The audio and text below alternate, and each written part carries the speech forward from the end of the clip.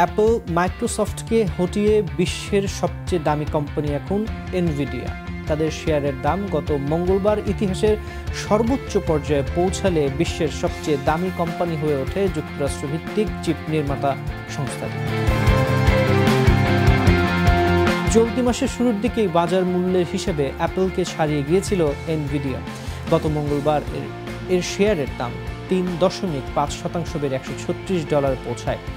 এর ফলে tech giant মাইক্রোসফটের চেয়েও দামি কোম্পানি হয়ে ওঠে তারা। বর্তমানে এনভিডিয়ার বাজার মূল্য $3,34,000 কোটি মার্কিন ডলার, যা চলতি বছরের শুরুর দিকে থাকা দামের তুলনায় প্রায় দ্বিগুণ। তাদের প্রতিদ্বন্দ্বী মাইক্রোসফটের বর্তমান বাজার মূল্য $3,32,000 কোটি ডলার এবং অ্যাপলের বাজার মূল্য $3,29,000 কোটি ডলার।